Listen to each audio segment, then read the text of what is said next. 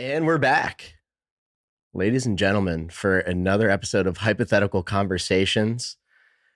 Checking in from Atlanta, Georgia. Matt is checking in from Deerfield Beach, Florida. And we're discussing today our new album, MELD. We just dropped it August 23rd. And we're gonna take you guys behind the curtain today. And we're gonna discuss all things the album. And I think both of us can agree that this is the pound for pound best body of work that we put out to date, and we're really excited to talk about it today. So what's good, Awesome homie? intro, Shauno. What's up, buddy? How you doing? Doing well, I man. as I hit the record button within Logic, the metronome was on. And so we use Logic to record everything that we do, and well, we obviously play most things to a metronome, so that's a default setting. Yeah, we're going to be recording at 120 BPM for this podcast, so let's make sure we're on time. Yes, let's make sure that we are on time. Dude, so what's up, man? But before we get into the album, let's go current state. What's going on? Where you at? What's happening in your life? Musically, man, I'm playing a lot of guitar. I'm taking weekly lessons with this guy Adonis from Guavatron, who has definitely put me on a path of acceleration towards the type of guitarist I want to be. He's really helping me out with rhythm, even though I prefer lead. He's helping me out with a lot of rhythmic elements and being able to just comfortably play this new album, quite frankly. And my goal here is to get out and play some acoustic shows locally in the short term. So hoping for that. Yes. Start cutting your teeth. It's going to be good. I'm going to do the same. My lease in Atlanta is ending in March of 2025. So my wife and I are now looking to move to the great state of Florida as well. And then Maddie and I will be able to cut our teeth together. Finally, last time we were living together was in Philadelphia years and years ago. So it'll be nice to live in the same vicinity and also just get to playing live music again. Super excited for that. Yeah, the So biggest question I get asked from people now at this point is when we're going to be playing. Even locally here, it's like, oh, so when can I see you play? That's the natural yeah, progression as a musician. We're so used to being in the studio together, but we haven't actually played a show in a long time. and people are right to be asking that question. And I think we put a little bit of internal pressure on ourselves to be able to make that happen. We did do it over the years. We played various shows in Philadelphia. We played in Atlanta, but it's a lot of work to get different live members together, rehearsed up, get the chemistry right. So it'll be nice to plant some roots in the same place again and really fill out that lineup and get our songs cranking live like never before. So I'm looking at I'm looking at a new acoustic guitar. I'm in between a Gibson acoustic electric and a Martin acoustic electric right now. I got to go to some stores and actually feel them in my hands first before I make that purchase, but I'm excited about that for sure. Yeah, I've been. I feel like I've been playing so much guitar recently that my that my wrist right is starting to really feel it. So I got these wrist work these forearm workout things, and one of them's like a finger mechanism that just goes back and forth, and then one's like a clencher and then a stress ball, and I'm just working through those at night. Nice. Just on the Working those regular. wrists, baby. Work those Just wrists. got you got to work the wrist, baby. What else Awesome. is good though? There's a bunch. Yeah, if you catch me looking at my phone, I'll be checking my ESPN fantasy scores. So I'm gonna try not to do that. We got a big day of football today, first Sunday of the NFL. Eagles with the win on Friday. Super pumped about that. The boys got it done in Brazil, and yeah, looking forward to sports being back too. And the final of the U.S. Open today, so it's a big That's sports day. right. Is it men's finals today? Yeah, it's going on right now. But Fritz, Oh he's in it, which is pretty sweet. First yeah, time ever. American boy, American Yeah, lad. yeah. But otherwise, man, I bought this place last year, which I'm really proud of. I mean, so much has happened since we even did the last podcast, but essentially, sitting in my new studio here in Florida, which we've recorded a few of the tracks off the new album in, and we'll get into Yes. that specifically. But it feels good. It feels good to be a homeowner and have a place where people can come and I can host, and it's been a good transformation there.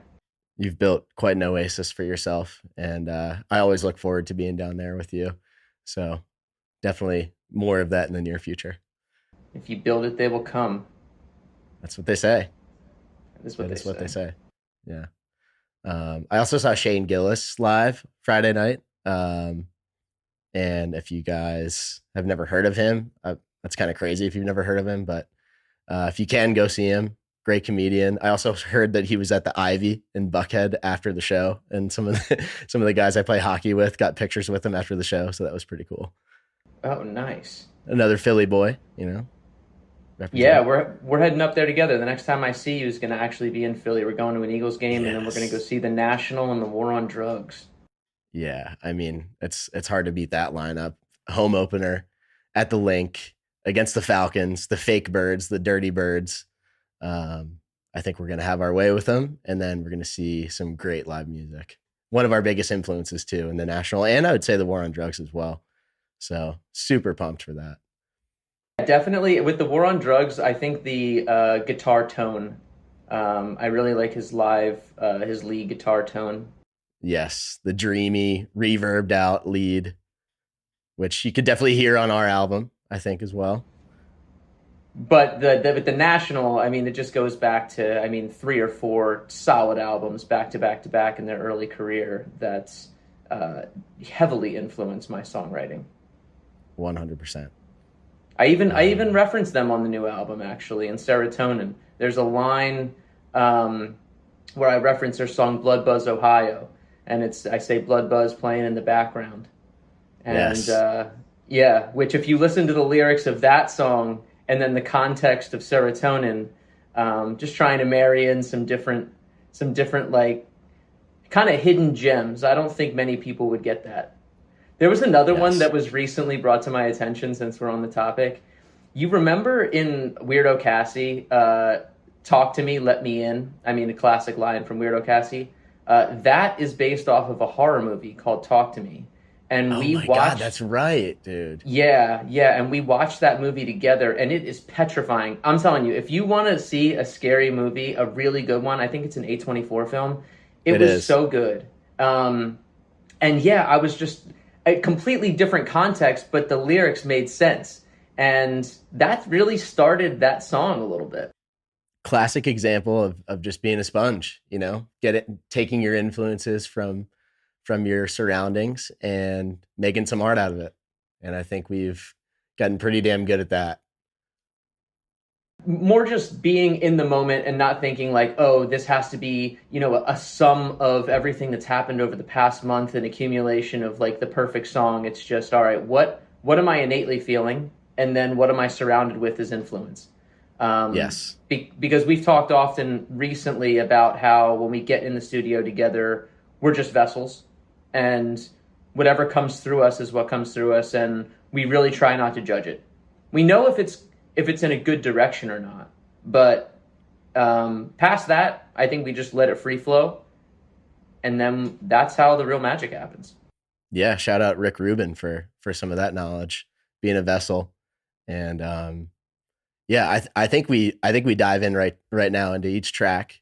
We're gonna go through in order. We're gonna talk about the inception of the project file, the first time that we created the project file, and then we'll just riff off of each track, see what we recall. We'll go through some of our favorite feedback thus far from Submit Hub, and so yeah, first and foremost, looking at Come and Gone. If I look back in my project files, the first time that we started the idea was October 1st of 2023. So you were definitely in town. We made that song in Atlanta. And yeah, just off of the bat, some of the feedback that I've enjoyed reading from Submit Hub. Nice groovy track, timeless vibes, music that reminds me of the songs that used to be in EA Sports FIFA. Shout out EA Sports FIFA. Groovy bass, like the vocals and the dynamics in the song. And I think if I you'll hear more of this feedback as we go song by song, but some things that resonate, groovy, which is great. And that's also not the only comment about EA Sports FIFA soundtrack music. So I think we got we got people tapped in. It would be super cool to make it into an EA Sports soundtrack, some type of video game. And if you guys agree, listening right now, tag EA Sports, let them know that we're making songs that fit the soundtrack of the video games. We've often talked about placements. I think that our music and the way that we're able to weave in different genres and different feelings, I think that we really would do well within that. What's the name of that called when you get placed into movies and Sync, yeah. Right, sync. Yeah. Okay. And just for the listeners, can you describe Submit Hub? Yeah, so Submit Hub's an online platform for musicians and music lovers, playlist creators alike, even TikTok curators now, where you upload each individual song that you want to promote, and then essentially for credits, you can submit your song to different curators that create playlists, that write blogs, that do dances on TikTok, what have you. And then they also have a hot or not feature where you can submit your song for like instant feedback. Maybe they'll save it to their library, their playlist, but it's more about just receiving that unfiltered feedback from random listeners all over the world. So we've gotten a bunch of feedback from folks in the States, South America, Europe, you name it, kind of across the board, Japan. So that's always really cool to see. Folks outside of our inner circle, our close friends, our family, that are listening to our stuff and seeing what they think of it. Nice. So what I specifically remember from Come and Gone is that we wrote that song and Serotonin in the same weekend. Yes. And I think it was like a 3 or 4 day weekend. And if you can get 2 solid songs out of a trip like that, that's a huge success. I mean, our parameter essentially is 1. If we can leave a weekend with 1 great song, then it's a success. But that one in particular, I know leaving that weekend, I liked both for different reasons. I initially thought that Serotonin was probably my favorite because it was leaning more towards like the jammy vibe. And I don't mean to jump songs, but I think it's relevant to juxtapose. Because if you listen to them back to back, or, there's definitely elements that we incorporated into both of them because we were writing them at the same time. But Come and Gone came far and away as probably the most pop sensible track that we have. Yes, pretty radio friendly. There's definitely a lot of like wah guitar, which is like, for folks who don't know what wah is, it's pretty self-explanatory. Like if you just say wah, that's kind of what the guitar sounds like. Wow, wow. So that's something that we kind of laid out and intentionally used throughout the project. And I think it gives more of a groove to each track. And I remember with Come and Gone, we'd actually started with 2 different production ideas. And this was the first time ever where we liked some of the things about the first production idea. If you listen to the intro of Come and Gone, kind of that funky intro to the song, that was one idea that we had. And then our second idea, you hear more amongst the verses. So that wah guitar shines through that wah rhythm guitar. And we actually had to like align the tempos of both of those project files. And then we just bounced out some of the stuff from the second project file and we flew it into the first, not knowing if it would work. And it ended up being this great sort of like A-B section that we had no intention of combining in the first place. But when we tried it, we were like, this actually works. And then we ran with it from there. We've tried that before, many times on different things, and it often doesn't work. But the fact that this one did, and the key was similar enough to where it didn't like completely disrupt the song, it was a really cool experiment, and we rode with it. Yeah. I really like the little lead lick at the end of Come and Gone. I think the hook is one of our strongest. If I look across the different or the respective songs on the album. And it's definitely one that felt like it could intro the project well, especially having that sort of funky, kind of weird intro. It just felt like we put our stamp on it, and it was the perfect way to introduce listeners to this new project. And the mix of it really brought it to life, in my opinion. Yeah, Let's jump to Dove. let's do it. So Dove, first time that we started working on Dove, you ready for this? November 5th, 2021. That's when we wrote it. Yep, that's the first time that we put pen to paper. So Dove was written before some of the previous songs that we even put out, like before the Endlessly EP then, or maybe around the same time. I remember It was like a contender for our last album, Now You Know, but I don't even know. We were like, I don't think it's gonna make it or something. It's crazy. We've had it for so long, and that's just a testament to knowing when you have something as a creator in any domain that is creative, and not giving up on that idea. I think we tried to do too much the first time around. I think we created a second kind of section for the chorus that wasn't working, and we never gave up on it.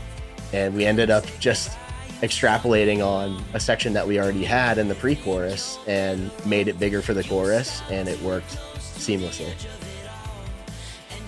Yeah, I remember it being a pretty sure bet for our first single. Yeah. Just the one that sounded like it would reach the most listeners and stand out, and also kind of marry the old hypothetical with the new. Probably because of when it was written, especially for us. I mean, the most recent songs that we wrote off the album, which we'll talk about, were probably resonating with the most right now because they're fresh. But the fact is we've had this song for a long time, so maybe to us it wasn't the most exciting because we had to rework this thing completely. Yeah. And shout out, I think the mix on this one is incredible. The mixes across the album are amazing. We used our good buddy Walter to mix the album, which is a little bit different actually than our previous album, Now You Know, that we put out in 2020. We self-mixed and mastered that whole project. And I think having that outside ear, having someone that is well-versed and studied in, the dynamics of production, mixing and mastering. So he really killed it for us. He took all of our songs to another level, and just gave them that polish and that professional vibe that we were looking for. So I think, going into some of the comments that I liked, now that is a kick drum. Man, if only every song could have a kick drum like that. Good song. Nice and groovy again. Great rhythm and overall production. Love the vibe of this track. Nice build up. Love the vocals. They carry the song really well. Melody's very catchy. Bass line holds down the track perfectly, and the guitars complement it nicely. Great job. Cool guitar riff. It fits nicely with the drums. Vocals are great as well. Super well put together track. Finally, all morning listening to empty songs, meaningless, without essence, and this wonder comes to me. This is pure genius. It's a perfect 10. Oh my God. Awesome track. Vocals stand firm on beat with nice free flow of tone. The lyrics are great with a nice story to think about. Keep up the great work. And then last but not least, somebody else, which I didn't capture here, compared it to a stroke style song. So that's some of the feedback on Dove. When you hear a review that's like so glowing, right? 10 out of 10.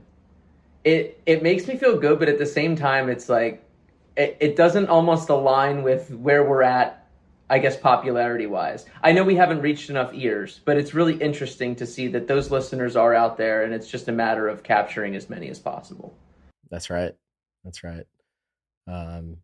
Yeah, this one for me, I know like it's one of my dad's favorites. So we're always getting a pulse from our close friends and family on stuff that we finish. They might hear a not final version of the song. They might hear a rough mix, rough master. And that's something that we have to kind of give ourselves a gut check about as well, especially when we go from a rough mix to working towards a final mix for a song, is trying to beat that rough mix, which can often be tough.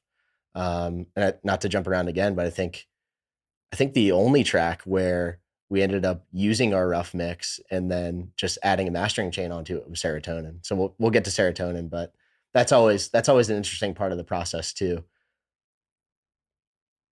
Yeah, so the next one that follows Dove is Underwhelmed, which we chose as our second single, but it wasn't initially going to be our second single. It just kind of timed out that way with what we were feeling content wise and how we planned to push the actual song itself. Hmm.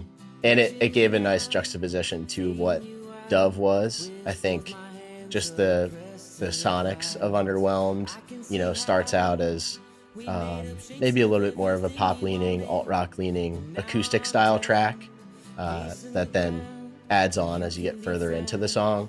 And it felt nice to put out more of a forward leaning, like rock song in the first single in Dove, and then follow that up with maybe something that people weren't expecting as much, to kind of keep our listeners guessing and keep it interesting.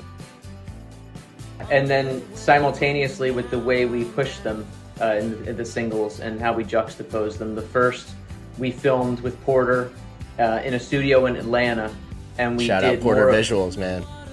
Yeah, he killed it. Yeah, his eye behind the lens is incredible, and the way he weaves in and out shots. And so we did a performance style video in black and white. It was a very cool vibe, but it was more honestly in line with some of the like 2000s rock style videos that we were really going after. And then there was an opportunity for us to do animation, and we were like, okay, we need to choose the right song. And lyric wise, I think that Underwhelmed was a great choice, especially the way it was animated. It's a happy song in the instrumental, but the lyrics are very sad, obviously. I mean, just the title itself.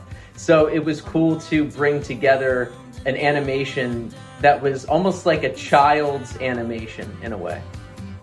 Something we've always wanted to do is shoot on green screen. We ended up doing it ourselves, shot on green screen. We rented a place close to Matt's residence in Florida and just set up our iPhone cameras and got to work, and then found an animation company in China, Mercado Studios, and they heard our vision, they loved the song, and they really did a great job, I think, in painting that picture and that story that we wanted to tell.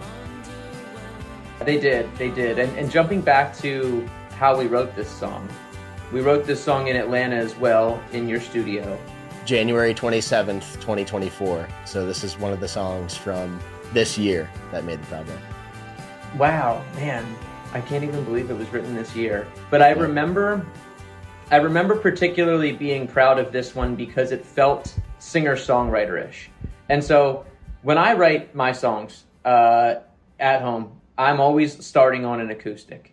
But a lot of those songs actually don't make it because it's almost like a different lane. Like when we get together, things just go in a different way. But this one, it was like early morning or something, and I was strumming on the acoustic, and I came up with the chord progression that you then latched onto, and we jumped in from there. And it has a singer-songwriter feel, which is why we started the first verse very stripped down. Yes. Yeah. And I remember us always wanting to land on this type of song, like something that is acoustic based, and then the full band elements are introduced as you move through the song. And I think our execution of that idea was just so on point. It's a song I'm really proud of. I especially love the outro section. We have sort of a real estate jangly style lead guitar that comes over the rhythm section in that part. And it's just something that always sticks with me. I think when you get goosebumps listening to your own music, like that's a section that it always happens for me. And so that's one way that you can really gauge, at least in, how I work on music. If I'm able to give myself goosebumps on something that I had a part in, then that's definitely a good sign. I hear you on that. So Serotonin, the next track. Let's hit some quick feedback on Underwhelmed first. Oh, okay. You have a really good voice. The vocals are good. Production is good. The melody and vibe of the song are right on. Lyrics are amazing. I'm jealous. This is the best song I've ever heard on here. I mean, that's on that's a Submit testament. Hub? Yeah. Good melody with simple chords, but meaningful. It immerses you in calmness and relaxation. For some reason, I'm hearing Coldplay from the texture in the background of the acoustic guitar and vocals. Viva La Vida vibes, good song. Like Paolo Nutini, it's a great song with good production. Paolo Nutini, that was a really funny comment for me because I remember downloading. was a free track of the week on iTunes. It's a song by Paolo Nutini called New Shoes. Hey, I put some new shoes on and suddenly everything is right. I So have no idea what that that is. resonated with me. That was pretty cool to hear. Great production. Love the tone on the solo guitar. Cool vibe. Only suggestion would be to consider a dominant 7 chord as a turnaround in the 4th bar of the chord progression. In my opinion, would make the chord progression a little more interesting. All right, I hear you. I like it. Reminds me a lot of Gus Dapperton. Gus Dapperton's an artist that we actually opened up for in Atlanta back in 2018. So that was a cool comment there. And then last but not least, I like the guitar. Has a Beatles vibe. Really enjoyed this. Oh, well, any testament to the Beatles, dude. Yeah. That reminded me of something, like when you said Coldplay. Obviously, that's great, but sometimes, like, I'll play some songs for a new group of people, and they'll be like, "Oh, do you know what this reminds me of?" And I'm always interested to see, right? And very rarely is it the same. Like, I don't hear that we sound like a certain band more than a couple times. But it's always funny when they're like, "Oh, I love it. It sounds like the Jonas Brothers." Or, "Oh, I love it. It sounds like 21 Pilots." Like bands that we don't really listen to. They're definitely not an influence. And I'm like, "Oh, okay." I mean, it's everyone's frame of reference, but at the same time, I'm like, "Oh, couldn't you say someone cooler?" Hey, that's the beauty of music, dude. That's the beauty of the arts. Everyone has their own interpretation. And yeah, I think we're going to think about it a certain way. We're super close to the idea and the execution of it. And any reaction, I'll take any reaction. I think the worst reaction is no reaction. And so that's a good point. That's a good point. So this is kind of where, for me, the album takes a turn a little bit with Serotonin, because it's probably the heaviest one out of the first 4. Yeah, definitely more rock leaning, even more so than Dove, I would say. Because it leads with that lick that we wad out to make it jammy, and that's a definite staple of the song. And yeah, I just remember the moment of writing that, and then the way the lyrics and vocals play. I just really liked the content and the smoothness of how the verses came across, and how the storytelling was just very aligned with one focus, and it really painted a picture. Some of my favorite lines are in that song. Even the first line, "These sheep surrounding keep me honest," I think is a really awesome way of describing, like, you know, most of the people in this world are sheep, and we try to be wolves. Yeah. For me, the second verse, I think, really shines through, and it's interesting because we stripped away a lot of the guitar, just kept the rhythm and the bass and the drums, and I think that gave you a foundation, Matt, to like really flex your vocal. And the lyrics resonate harder for me on that second verse, and it just goes to show that sometimes, you know, the minimalist approach can really shine through and work well. Well, on our last album, what we really tried to do is just create a polished sound, and this album is much more exploratory and stripping away elements, and, you know, having more confidence in every individual element versus trying to flood it with good sound. I think we're on an even more exploratory path from here, and an even more minimalistic approach from here. Because, listen, there's some 3 pieces out there, like Tool, that create so much sound with 3 elements, and they're not throwing in anything extra on top of what the 3 of them are doing. Yeah, less overdubs, probably cutting it live together in one room at the same time, which gives it more of that organic feel. Every contribution to the construction of the music has its voice, has a purpose. Yeah, I mean, honestly, a lot of the bands that we like are very much like that. And when we go out to play, I think we're going to be starting with a 4th. Yeah. So we really want to make sure that it resembles the songs to a T. You know, we obviously want to explore them from there and jam on them and all of that, which is super exciting. But we want them to be sounding like they do on the album. Yeah, and I think it comes with confidence too. Like the more that we work on music together, the more confident we are in those individual parts and what they contribute to the whole at the end. And I think this song is a testament to that. Inception of this song, September 24th, 2023. Some pieces of feedback for you. Very good production and amazing vocals. Keep it up. Very good song. They have their own style, and that is the best. That's a great compliment right there. Just being able to build our own sound that listeners will start to resonate with. So we're definitely on track. I love the sounds and the mix. Instruments are very tight. Congrats for that piece of work. And lastly, I find the instrumental solos quite impressive. Okay. Well, can't do better than that. And I think we definitely want to get weirder as we create more music together. And that leads us to the fifth track off the project, Weirdo Cassie. I mean, Weirdo is in the title of the song. And this song was created November 13th, 2023. So not long after Serotonin and Come and Gone. And I remember just thinking back to last fall and really finding a groove together. And it was, like you said earlier, we were getting multiple songs that were solid ideas out of one weekend. And I think that honestly, the distance has been challenging in its own right. But when we do set aside the time and we decide to create together on a weekend, the sense of urgency is ramped up. And I think to be able to work under pressure, that self-imposed pressure that we put on ourselves, has led to some really good results. And by saving up that time in the anticipation of seeing each other, like let's say it's, a week or 2 weeks from now, it's almost like we're working in our own respective rights to make sure that we're ready and like even in a good headspace and all of that.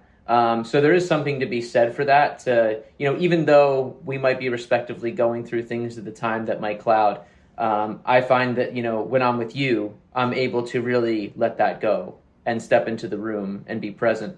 And I can't say that about any other musical environment. So it's very important to me, those moments. And yeah, it'd be great if we could double them. But, something like Weirdo Cassie in particular, that was really a song that we didn't know we needed. I remember we were kind of searching for a couple more to make the album at that point. And when we wrote that, we were like, is this okay? And I think that's the best thing to have to ask yourself. For me, it was a huge leap vocally.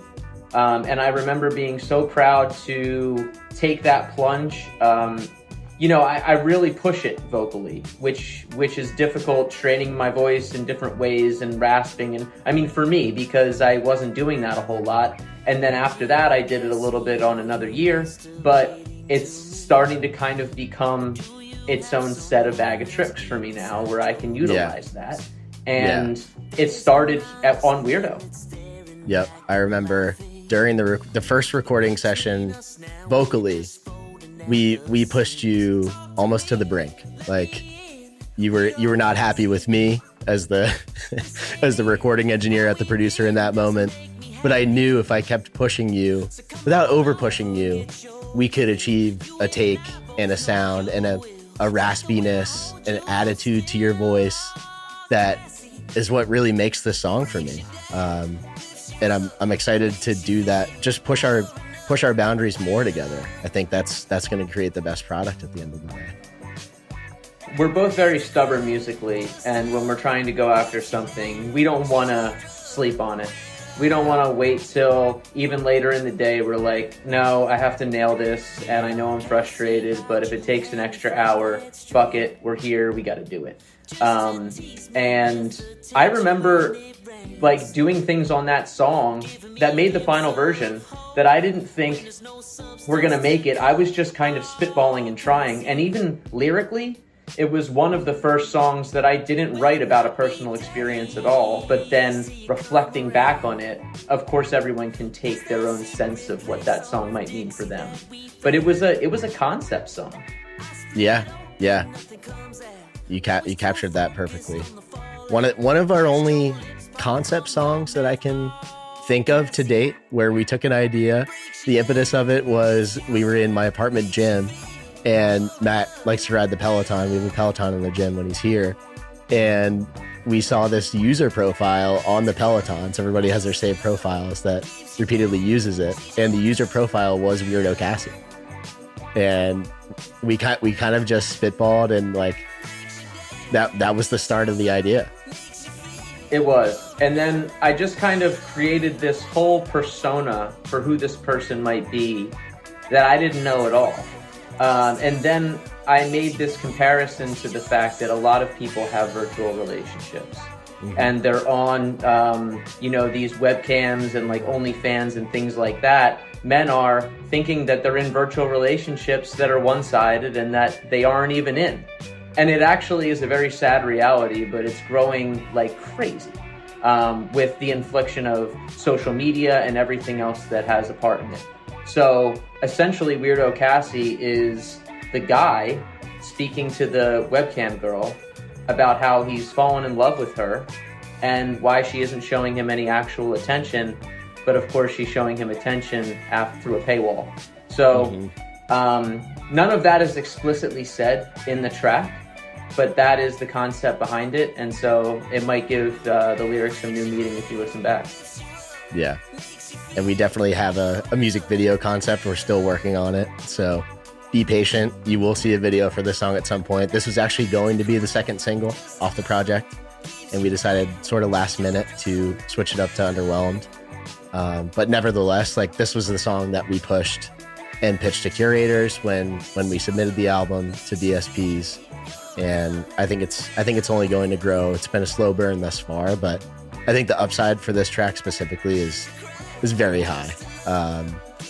And some cool feedback that we got on this one. Great song title, tight drumming, good lyrics, production solid. Cool production, lyrics come on strong with the masturbation line at the start. Haha, made me raise my eyebrows. Has a sort of sexy feel with the wah guitar. And honestly, that piece of feedback, that's something that we wanted. We wanted a visceral reaction with the first lyrical line.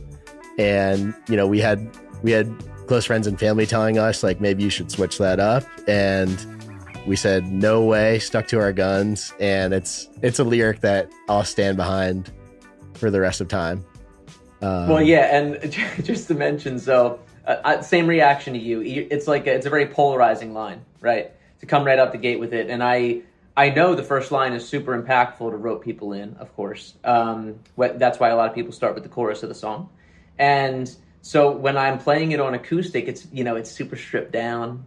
And sometimes I'm just starting it out with single strums, and it's like, Weirdo Cassie, are you masturbating to me?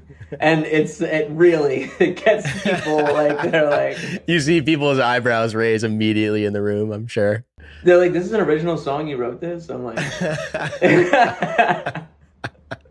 It's too good. Okay, dude, do you think people are masturbating to you? Yeah, right. It's worked so far. Yeah. Cool tune, good groove. If I could offer any piece of advice, it would be to try to edit your song down to about 3 to 4 minutes. It'll still be good and it'll be more radio friendly. Good luck. That's also a piece of feedback that we heard, but again, we stuck to our guns. We wanted the elongated bridge instrumental section with the synth solo that Matt fired off. That was incredible. And yeah, this one clocks in over 5 minutes and we have no reservations about it. So it is interesting. Yeah. A lot of the feedback I've heard on the instrumental sections that we do have, Steady Eddie ending, a couple of different parts, is that people want them longer. And that's one of my goals, is to make them dynamic enough to continue on those patterns and create songs that are longer. We only have a handful of songs that are over the 5-minute mark. Mm-hmm. And that's a testament to us. And again, our confidence is just being a duo. How can we create those instrumental sections and those vibes that people want to be longer and longer? Pretty chill song. I can see myself relaxing Sunday evening listening to this song. Beautiful guitar melody and vocal performance. Matt wrote the rhythmic wah guitar in this one. That's infectious. Loved the soft, delicate synth and the way the drums made me feel, especially with the different rhythms coming and going. shaker was dope. That's pretty hilarious. We typically will add some sort of shaker or tambourine, and we try to bury it in the mix and just give it that little bit of extra oomph in the rhythm. So that was funny to hear. Nice track. This one might be my favorite, and that's something that I've seen kind of for the first time on Submit Hub as we're submitting these songs individually from a full project. Is a lot of people actually commented on most, if not all 11 tracks from the album. So that was really cool. That is, yeah. And I think in terms of the feedback we've received, this one has probably gotten the most favorites, right? This is my brother's favorite. Um, Thinking back again to my dad's feedback, he said the first lyrical line was questionable, but this one's really grown on him. And I remember telling the story of this concept Thanksgiving of last year. So we wrote this November 13th. I was back at home in Philadelphia with my family for Thanksgiving, and this is one of the first tracks I played for everybody by the fire after a night of drinks. And they were just in love with the concept right away. So we have to solidify that music video concept and get it out there. Yeah, I'm excited for that. Yeah.